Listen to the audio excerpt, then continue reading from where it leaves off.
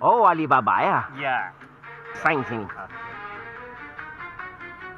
Ah, Gaji kamu 40 dirham. terima kasih, Cip. Oh, Ben Abdul Wahub ya.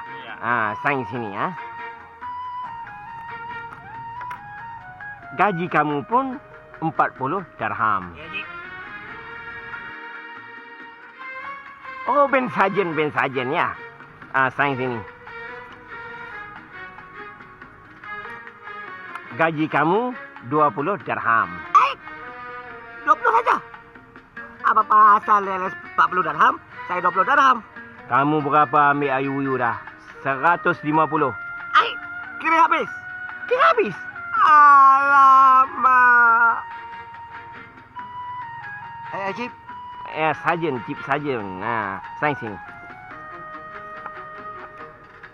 Gaji kamu 50 dirham. Terima kasih, Cip. Kerja, Cip. kerja betul-betul ha. Jangan jadi macam itu Sajen. Malas.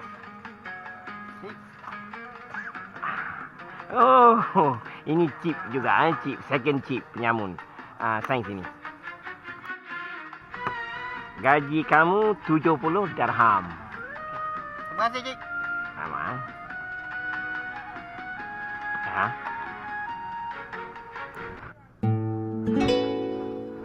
Cip, kenapa kau sedih lah? Pasal gaji dia kena potong dah. Cip, kalau kau tak ada duit, aku boleh belanja lah.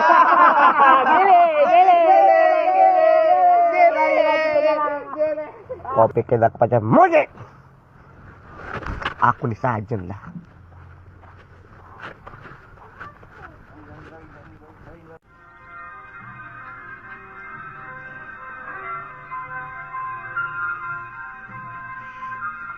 Cip, ini hari tak ada kerja overtime kah?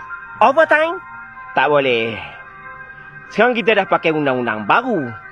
Hari ni hari Sabtu, setengah hari. Besok hari Minggu, holiday. Kalau awak mau, hari Senin boleh dah. Faham?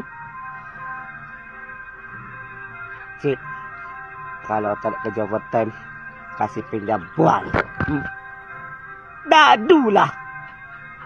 Lain kali cakap biar terang.